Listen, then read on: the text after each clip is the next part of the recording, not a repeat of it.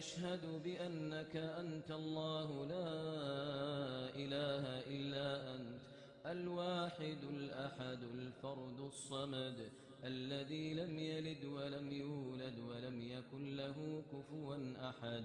لا إله إلا الله العظيم الحليم. لا إله إلا الله رب العرش العظيم.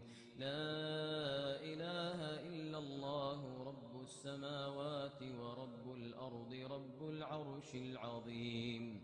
اللهم يا حي يا قيوم يا ذا الجلال والإكرام يا بديع السماوات والأرض يا من تسمع كلامنا وترى مكاننا وتعلم سرنا وجهرنا، يا إلهنا ويا مولانا ويا سيدنا، عز جارك وجل ثناؤك وتقدست أسماؤك ولا إله غيرك، يا مجيب الدعوات يا قاضي الحاجات يا مغيث اللهفات.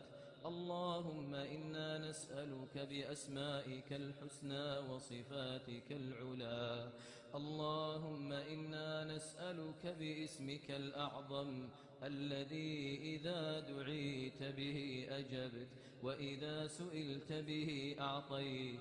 اللهم حرم خلقنا على النار.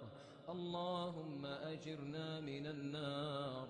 اللهم حرم خلقنا على النار برحمتك يا أرحم الراحمين. اللهم إنا نسألك الجنة وما قرب إليها من قول وعمل، ونعوذ بك من النار وما قرب إليها من قول وعمل برحمتك وجودك وكرمك وفضلك يا جواد يا كريم. اللهم يا سميع الدعاء يا ذا المن والعطاء، اللهم لا تدع لنا ذنبا إلا غفرته، ولا مريضا إلا شفيته، ولا مبتلا إلا عافيته، ولا ضالا إلا هديته، ولا حائرا إلا دللته، ولا آيما إلا زوجته، ولا ميتا إلا رحمته، ولا حاجة من حوائج الدنيا والآخرة هي لك رضا ولنا فيها صلاح إلا أعنتنا على قضائها ويسرتها برحمتك يا أرحم الراحمين.